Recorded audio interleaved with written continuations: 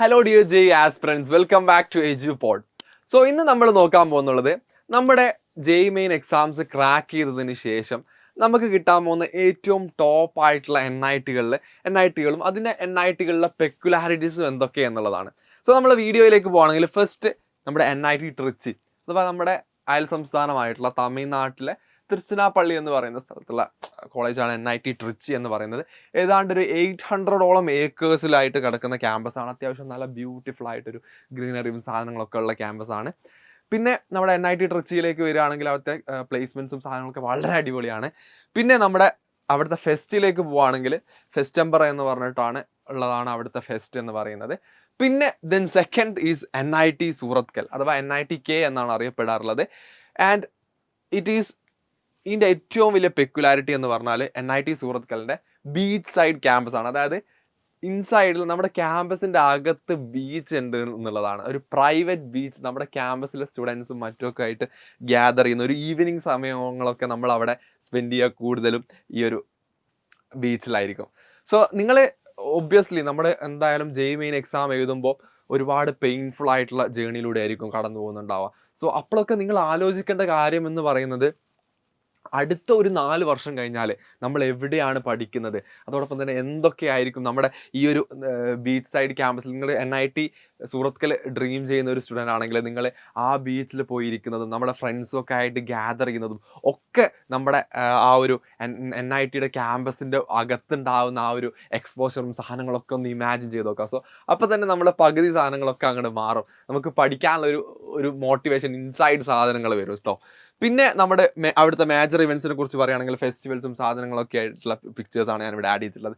Then the third one is NIT സൂറത്കലിന് ശേഷം NIT Warangal. NIT വാറങ്കലിനെ കുറിച്ചിട്ട് പറയുകയാണെങ്കിൽ സൗത്ത് ഇന്ത്യയിൽ തന്നെ മറ്റൊരു സംസ്ഥാനമായിട്ടുള്ള നമ്മുടെ തെലങ്കാനയിലുള്ള ക്യാമ്പസാണ്. ഏതാണ്ട് ഹൈദരാബാദിൻ്റെ അടുത്ത് കിടക്കുന്ന സ്ഥലമാണ് ഈ വാറങ്കൽ എന്ന് പറയുന്നത്.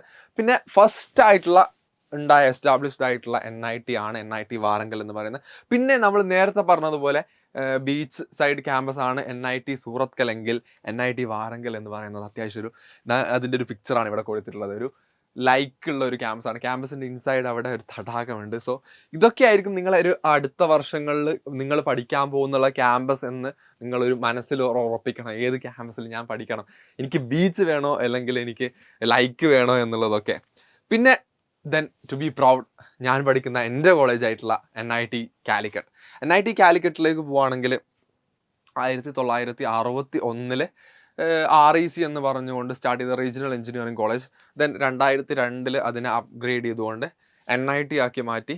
ദെൻ അവിടെ ഏതാണ്ട് ഒരു 5,000 സ്ക്വയർ ഫീറ്റുള്ള ജിമ്മും അതോടൊപ്പം തന്നെ സ്വിമ്മിങ് പൂൾസ് ഒക്കെ ഉണ്ട്.